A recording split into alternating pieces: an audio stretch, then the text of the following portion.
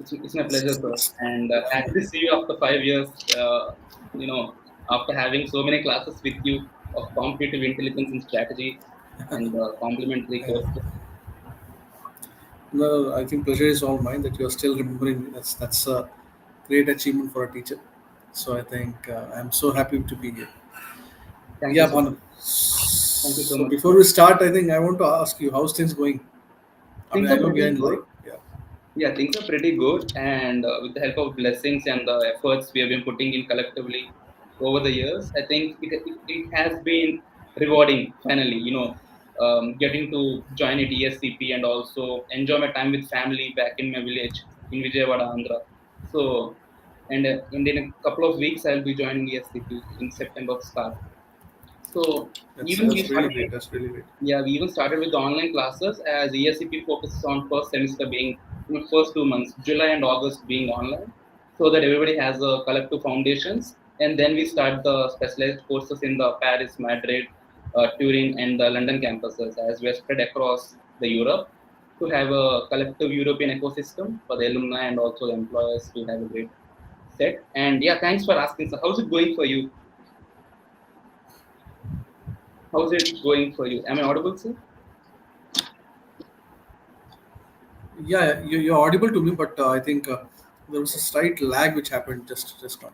But it's okay. I think now it's perfectly okay. I think. Sure, thank you, sir. And let me once check with the audience if they can hear us properly, and let me once give it a look on LinkedIn. Yeah, kindly also check whether this is going live in LinkedIn. Yes, yes,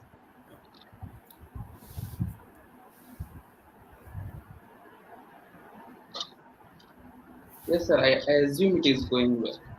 Let me give me one moment. Can anybody confirm in the comment section if at all? Do we get to see the comment section from this? Just a second. Just a second. Just a second. Sure, sir.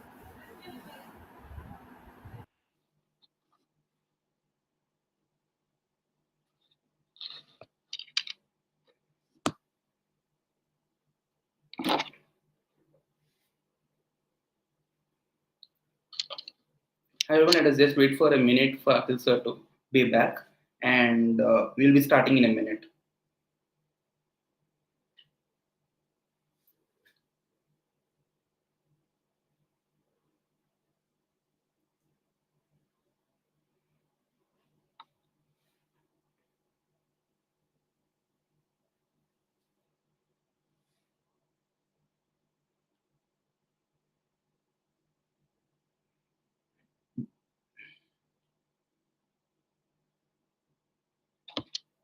Yeah, Yes, I sir. think it's working in LinkedIn. I can see that.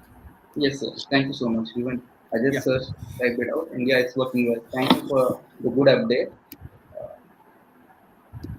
Give me one second. So most of your audience is going to give a chat to you in LinkedIn, not here. Just to give a Sure, sir. Sounds good. because here we both will be there only. It will be going live there. Yes, sir. Yes, yes, yes, yes. I completely understand that. Thank you for letting me know. That is my first time doing LinkedIn Live, and you Yeah. being the expert, thanks for guiding me. No. That's not the point. I'm just giving a point. Yeah, and I'm saying it on a very genuine note. Thank you so much. So, sir, I want to know like what has inspired you to choose, after your MBA and also your. I think there's a dual voice from your mobile phone by any chance. Just a second. Is there an echo by any chance?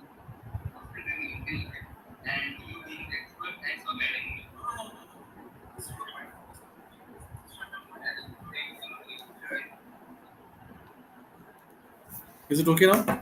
Yes, now it is better, sir. Now it is fantastic. Yeah. So what I was saying. So you asked me the question that why I choose education industry. That's what the Yes, question was. yes, I mean, uh, Bhanu, I think you are also now mature enough that most of the things we plan and sometimes things happens. hmm, So it was both in my case. I mean, in the sense, after my MBA, which I completed, I thought to go into consultancy industry. So I did some consulting jobs for some. But then all of a sudden, I in UPS, that was the time that then I was applying for PhD there, Hmm. for that matter, for aviation. That's the area, because my master's I did from IIT Delhi, and IIT Delhi said that you need to have 8 years of experience to do a PhD there. Hmm. So I don't have 8 years of experience at that time. So I thought not to waste time. So at that time, PhD in UPS was the only one which was giving PhD in infrastructure. I mean, like Hmm. aviation, all those. You know the programs how Yeah. UPS used to Yeah. have. Yeah. But then when I applied there, I think the management at that time said that why can't you join us? Hmm. So teach as well. And to be very frank, Banu, before that, I never thought that I will be a teacher. Not because of any reason. I was like, I never thought that this is a line which will be given to me. But then, Banu, also I want to tell you that I think, Banu, whether you will agree on me or not, but sooner or later you will also realize that what is good for you or what is best for you will come to you, no matter what you plan.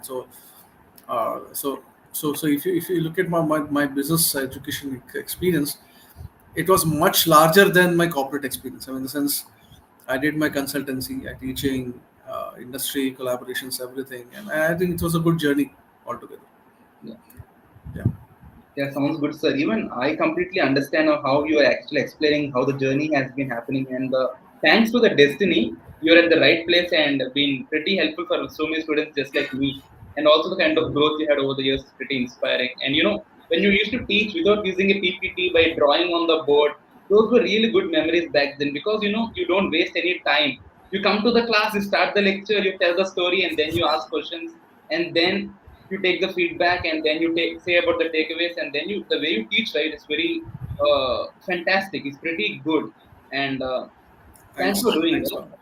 And regarding how should a B school student approach as the agenda of this conversation, the agenda of this LinkedIn live webinar is going to happen. So the very first question I'm curious to ask is how should they choose the right course? Because most of the times people choose a course based on their friend or a senior or elder brother has done it, or secondly based on just looking at the title because they don't know what would be the modules, what would be the kind of location they would get employed in. Example, if they want to study fashion, they have to choose somewhere in Europe or somewhere in Mumbai or Goa or Delhi. But doing it in somewhere others would not be equally rewarding. So, how should a person, a student, choose the right course, and what are the things they have to consider while choosing the right course, example specialization? Even if it's BBA or BCom, when you say B school education, this comprises, right? So, how should they choose the right course and right specialization, and in the right campus? What are the things they have to think before choosing the right one? Thanks, Manu. I mean, this is a very interesting and pressing question as well, because that's a question which is there in my time, in your time, and for the current generation. Everyone has a same challenge that how to choose the right course, how to choose the right stream. I hope you're able to hear me clearly. Yes, If very there's no good, issue. very Yeah. fantastic. I So hope I so. think I From think my end. I think the answer to that question is not short for that matter. Hmm. Okay, so let me put it straight. If whatever, see, B school education has changed in the last 20 years. Hmm. Okay, when I was doing MBA, there was hardly two or three streams which are important. I'm talking about 2014. I mean, it's so long back. It's hardly 10 years. Yeah. Okay, so at that time, it was hardly HR, finance, marketing, and IT, Yeah. what you call as technology for that matter. Yeah. And within 2 3 years of time, the startup industry boom up automatically, and then logistics and supply chain came out, and operations became one of the more important subjects, etc. Digital marketing, I think, became one of the very hyped branch at that time. Yeah. So today, after COVID, if you look at it, technology has taken us very center stage in terms of even you do BCom, BA, BBA, whatever in the B Hmm. school education. Technology has taken a very important center stage. But having said that, Bhanu, the Yeah. core has not changed. That Hmm. Yeah. the core is that the business is how you are able to sell the product to get a client. I mean, that's the simple Hmm. logic behind the business. I mean, I mean, how to sell a particular product, make sure the product is affordable to the customer Hmm. likes it, Hmm. and you have a USP that so that customer comes to you, Hmm. and that's the logic behind a business. I mean, Yeah. forget about whatever technology or branch you take. That's the Hmm. basic. So my view is, first of all, that let's not take too much pressure in terms of what will happen after 2 years of my MBA or 3 years of my BBA, Yeah. because you cannot predict completely. Okay, so let's forget that. Hmm. Second thing is, the students today has to, when it's like IIT JEE, Hmm. to be very frank. Hmm. If you really consider that you should evaluate and try to choose a particular branch, Hmm. I think the responsibility of the student starts much before PG and much before BBA also. Yeah.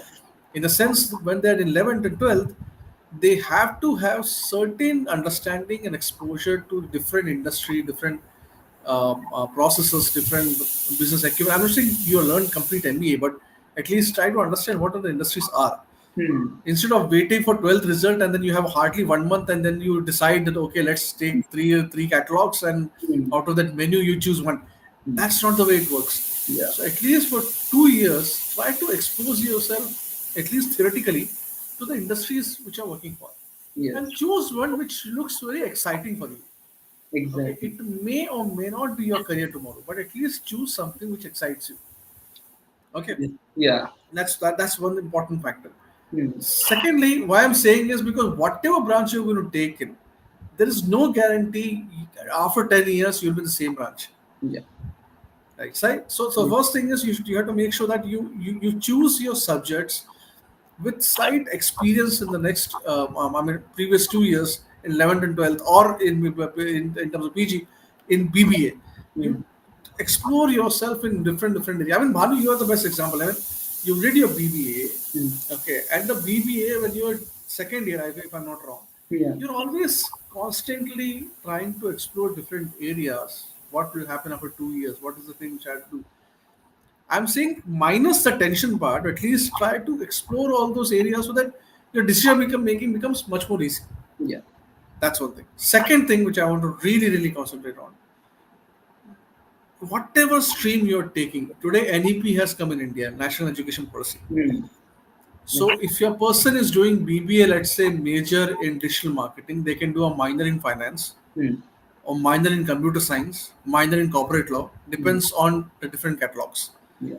Your degree should be a mix of two or three things. I mean, Hmm. try yourself to be exposing in different areas. Hmm. I mean, that is how it really works. Yes, That is sir. how it really works. Yes, sir. So I mean, just a second.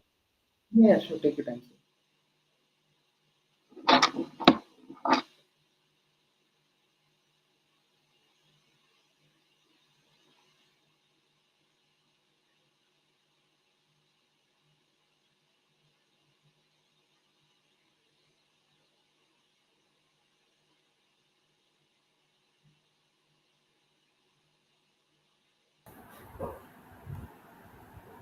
Bhanu. Yes, sir. Yes, sir. I can see you. Yeah. Yes. So I think we sorry, but I think we have to close it at 5-10 minutes because my child is not well. Okay, So, sir. yeah. Okay, okay. As of So now, I we think have. you can quickly ask the questions. I think you can close it Yeah, out. sure. Yeah, we can finish it in 10 minutes. So, and so thanks for letting me know. So, yeah, even we have 15 audience joined from the LinkedIn, as I can just saw the number of attendees. And thanks everyone for joining this call. And to be more concise and precise, as considering the time constraints. So, the third question I want to ask is, how important is the extracurricular involvement and also the networking and relationship building there too? Because most of the time the faculty helps at times with the careers or the guidance or the connecting with an alumni is already working in that. And also, how do they justify this time of networking and relationship building? And also their time in extracurriculars, and how would they be rewarding on the longer run for a B school student? So for a BSU student, I think extracurricular activity is the most important thing, because the reason is actually why, because whatever specialization you're taking in, that's the theoretical part of it. Hmm. Most important is how much you're interacting with the students, how much you can take lead, how Hmm. much you're not shy, how much you can communicate well with the students, I mean, all those practices can only be learned when you're in a club activity, you're in a gathering, you're leading an event. I mean, those are the very important initiatives which makes a person different from others. I mean, to be very frank to you, your specialization may have a very minor part to play. It Yeah. is always that how much you interact with the students, how much you can and gel with the student. For example, I mean, the sense. Eh, okay, to be very frank, Bhanu, I always say to students that the skill Hmm. of a leader is to make sure that he convinces people to do those things Hmm. which they generally don't want to do. Yeah. I mean, convincing people to do a certain thing which they are not passionate about is a very difficult thing. Yeah. Very difficult thing. But Absolutely. then convincing them, motivating them, and make sure that you make them do those tasks is a clear skill you can learn in a lot of activities you do in the B school.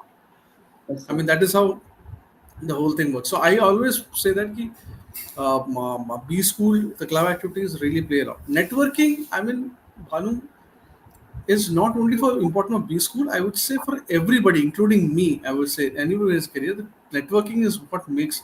See, uh, your career has a lot of factors. For one of the factor is how many people know you, Hmm. and the people who know you where they are. Yeah. I mean, it's very, very crucial. I mean, very frankly, I'm saying Yeah. your Absolutely. skills, IQ, make you top 10% of the world. It's fine. I mean, there will be many with that. Hmm. But where you reach also depends on how many people you know and where they are. Yes, exactly. Right. So That depends because on what a top B school offers. yeah, yeah. Because even if you are in Mumbai, there would be friends and employers of banks. In Delhi, it is consulting companies. In Dublin, it is technology companies. So where we are, who our friends are, as you mentioned, plays a great role. And Absolutely. also, as you mentioned, so one thing really struck me, which is you said the importance of extracurriculars. Many people think that it's only for the certificate of achievement or internship is for the 15,000 rupees stipend. But the people they meet in that process play a significant role on their next steps in the journey. So that's something I found very fascinating on what you just mentioned. Yeah, yeah, no, no, it's important. It's important. I think what's the So next question, Manu? So what we the can next to question is close. how does a B school student, example, most of the people are actually doing part-time freelancing or work from home kind of initiatives on parallel with the academic responsibilities they have. Most MBA students in India are abroad. So how do they balance this? How do they plan out their schedule in such a way they have their enough time for personal commitments and also for their academic pursuits to go in balance? Banu, I think we Yeah, close it, sir. I we'll think wrap it up, sir. We'll yeah, wrap it up. yeah, sure. Thank you, audience, for joining. So we'll again do something next month, hopefully. I'm sorry. I'm sorry. I think, but I can we what we can do is we can extend this. Don't stop it. You can extend the time window so that you cannot cancel the event. Maybe in afternoon, evening, if I after I come from the Hmm. hospital, I think we can do it Yeah, again. I sure, sir. guess. We can think about it later Sure, on. sure, Thank you sure, everyone for sure, joining. Please carry on, sir. sure, sure. And I Thanks, thanks, completely, we thanks. all understand it's so. No, not a problem, sir. Not a problem. Sure, sure, Please sure. take care of the Sorry, stuff. sorry for our trouble. Sure, sure. Thank you. Not at all, not at all, sir. Thanks, It's thanks, all. Everyone thanks, can thanks. understand. Yeah, thanks. Sure, Thanks so sure, much, sure. sir. Thanks, thanks. Bye, bye. So, guys, and one more thing I want to touch base on a personal level is the importance of a study abroad semester because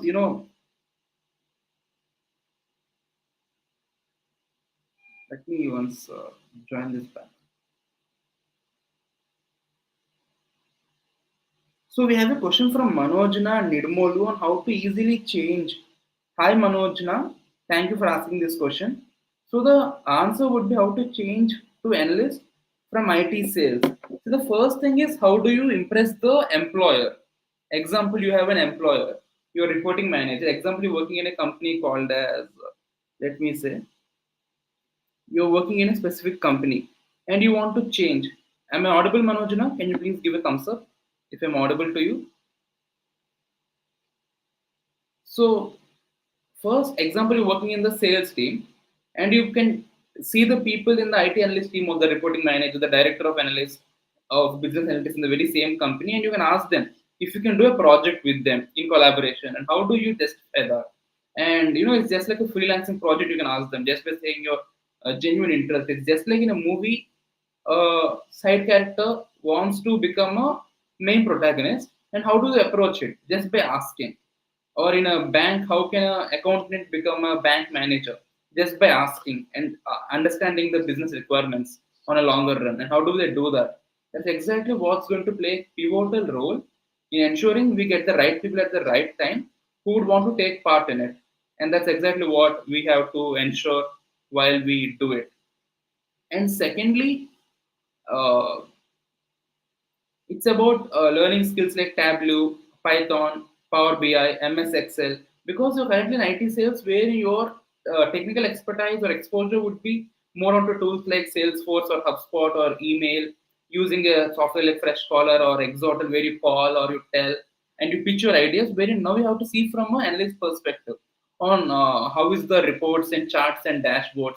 So now you would use the Salesforce, again the same tool, but you're not going to use the calling software of it. You would be using the reports and dashboards and the charts to analyze the business outcomes and its long range planning and stuff. So that's where you can actually ask your current employer to ask for a project or an internship or just a coffee chat and explain your ideas with them. And next question we have is, as sir is not available considering his child is not feeling well. So let me wrap up for the time being. So we can again do this call some other time. And regarding my opinion on how important are the soft skills as compared to the technical skills. So the very first aspect we have to understand is that technical skills are coachable. You join Deloitte, Accenture, McKinsey, or BCG, or Google, Microsoft, any company. The very first thing is that as a fresher, when you're seeing from a B school fresher perspective, like an MBA guy, 24 years age, or a BBA graduate, 21 years of age, and what do they expect from you? They wouldn't expect you to know the rocket science or how to run a campaign. They would expect basic things. Can you speak? Can you present? Can you write? And can you talk to people so that they understand what you're trying to explain? What you're trying to convey is that communication going two-way. That is the first thing many people try to understand. So, considering that very important aspect, you have to ensure that technical skills are foundationally good, not like you're completely rookie in it. It's to ensure you're at least good in it so that later on you can leverage and build more on your core competencies, which will be trained on office. There is onboarding program, there is training program, so that to become an analyst or to become a support to get into product management or engineering or anything like for a B school student, even if they have done BTech before and they want to done an MBA, they can again become a manager engineering or engineering manager or a product manager, a technical partnership manager kind of roles, wherein they can also use the technical acumen. And if you observe this, they can be trained, they can be taught in these very aspects. But considering that the soft skills cannot be trained after you attain a certain age limit. Even if Dale Carnegie has mentioned that soft skills has to be nurtured, the sooner the better. After 70 years of age or 40 years of age, it's very hard for a person to change the way they interact with people. So how likable they can be in an office environment, these things would be different.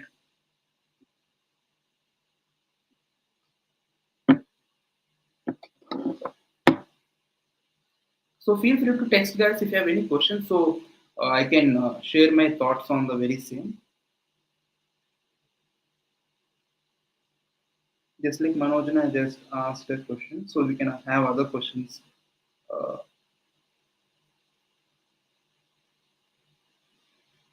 what future trends do we see in AI? What future trends do we see in business school education with the involvement of AI and metaverse?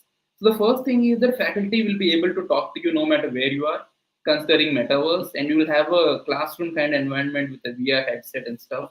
And secondly, regarding chat GPT and other generative AI programs, after you study and while you study, Grammarly 10 years ago was questioned on how does this ensure the content is genuine, but now everybody is using Grammarly. 20 years ago, during the keypad, touchpad times, people asked how can a keypad or a keyboard change a typewriter, and now it's so normalized. In the same way, AI will be very normalized. It's the future is going to be for a B school student. How do they talk to AI? How do they give the right prompts? And how can the example a content writer roles will reduce a lot because ChatGPT can write good enough content. And this is the very first version we are seeing for the last 2 years. And as it evolves, ChatGPT 4, ChatGPT 5, it will be able to do a lot more things, right? Better content than what many other literary students and many other BBA marketing, MBA marketing guys will be able to do. And how do they use it as an assistant and not as a almighty? Because AI, if you start seeing it as an almighty, it will use us. We have to use AI to get our results, and that is what a B school student should be pretty particular and pretty clear about. It's about you should ask it how to write a proper content, give it the right prompt, write me an essay, write me a blog post about personalization trends, which for 2024 would also be applicable for 2025, and write the blog in such a way it is increased readability using rich vocabulary, and the target audience are marketing managers. So you're giving it enough inputs to personalize that blog as deep as possible, as relevant as possible for the target audience. So that is one thing you have to understand and consider while approaching your, while understanding and dealing with AI as a B school student and also as a graduate working later on in the run. And the last question I'm going to talk about is how important is the global exposure in study abroad programs? Example, you'd be having a 2-year MBA or a 3-year BBA, and one semester would be you'd be going for a study exchange semester. And in this study exchange semester, how do you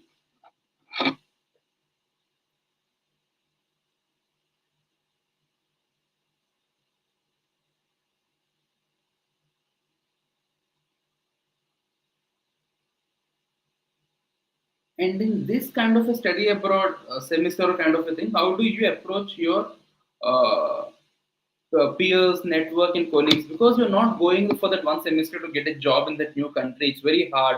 For people who are already being in that country for 3, 4 years, have a study work permit after they graduate, it's impossible to get a job. So, what instead you can do is focus more on the network, focus more. Example, 5 years down the line after you graduate, you might become a senior manager of sales or marketing or global expansion of international business markets in a complementary or relevant function. And how would you approach it in such a way that your friends in different countries, you're going for study abroad to Sydney, California, London, or Japan, Tokyo, wherever, or Paris or Madrid, how do you leverage this network?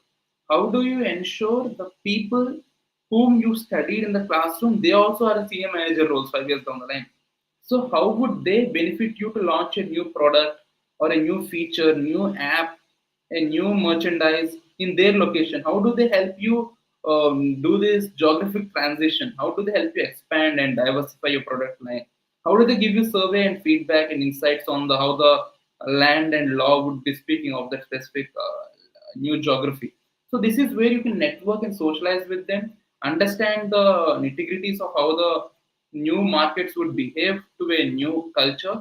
The way Norway would take a new product would not be the same way the way Japan or Dubai would be taking it. So you have to understand how the markets would behave while you go for a study abroad semester. And one advice, and as a closing note, as we'll again do it with Akhil sir next week or sooner today, once he is available, as considering his child is not feeling well, he had to drop off from the call. And I'll be touch basing on this one last question we'll be talking as part of the agenda, which is